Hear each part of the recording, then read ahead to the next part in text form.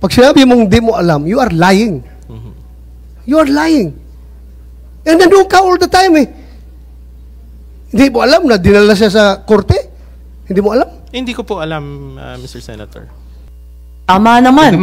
Ambassador Lacanilao, gusto nyo sagutin? Kasi nandun ka mula pa sa eroplano hanggang sa The Hague, 2 days after pa.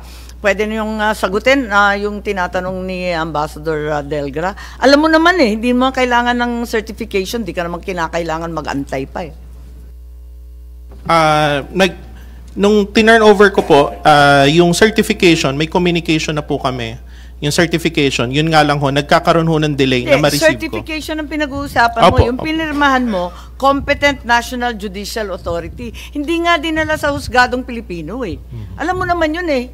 Kasama ka all along eh. Oversee nga ang ginagawa mo. Di alam mo lahat. Madam Chair, may follow up with that? Senator Bato. Follow up on that question.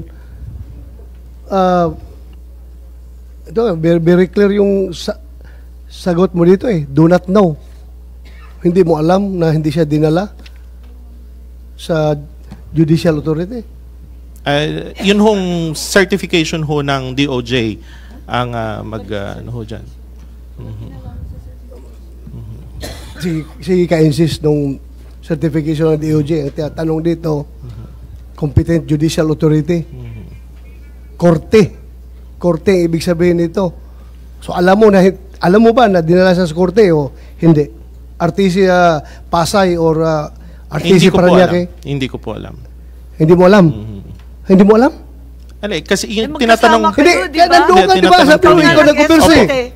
Ang ano ko nga po dyan yung certification niya.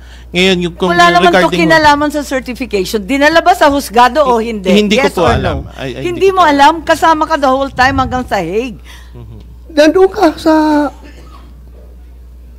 Oy, magsabi ka ng totoo. We're all under oath here. Yes, madam. So alam mo kung dinala siya o hindi? Hindi ko po alam. Kasi hindi naman ho ako... Paano hindi mo alam? Binantayan mo mula nung dumating mula sa Hong Kong, sa airport, dinala sa Villamor, dinala sa The Hague, kasama ko all throughout. Opo. Pag sinabi mong di mo alam, you are lying. You are lying. And nandun ka all the time eh. Hindi mo alam na dinala siya sa korte? Hindi mo alam? Hindi ko po alam, Mr. Senator. May I clarify? I think we should ask Attorney Delgra. What do you think of the answer given that he was not aware of any information regarding the competent National Judicial Authority that he signed on to? Pwede bang mangyari yon, Attorney Delgra? I join the observation of Senator Bato that the Ambassador Lacanilao is lying.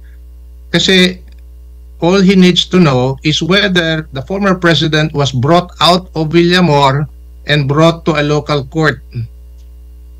We don't have to skirt and hide behind a DOJ certification to attest to the fact as to whether he was brought to a local court or not. He was there all throughout, as he has in fact admitted. So all he has to do is hindi po inilabas yung former president to be brought to a local court. I think that would have been sufficient for him to say. But he keeps on saying that he does not know. Kasi ang tamang sagot, no. Hindi po ba? Ang tamang sagot, no. At alam niyang no. Kailanman hindi dinala sa husgado. Tama po ba? I agree with that, Madam Chair, that the proper answer to this question would have been no. Thank you, Attorney Delgra. Ambassador Lacanilao? Yes, ma'am. Still, ma'am, yung nasabi ko po. You still didn't know, in spite of overseeing the entire operation for both the Interpol and the entire government of the Philippine Republic. Tama? Yes, Madam Chair. Hindi mo pa rin alam. Yes, Madam Chair, last chance mo, Ambassador Lacanilao. We are giving you the chance to say the truth. Opo. Hindi mo alam. Ng totoo. Opo. Hindi mo alam na hindi siya dinala. Opo. Ikaw nag-oversee doon. Sa airport. Saan ka doon sa airport? Nandun ka sa picture? Doon ho sa tube.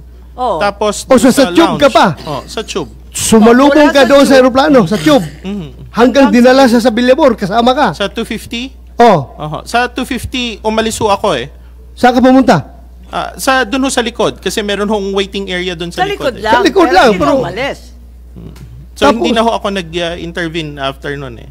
Hindi mo alam na hindi siya dinala. Hindi po, hindi po. Madam Chair, I think this resource person is lying. Yes, that seems clear.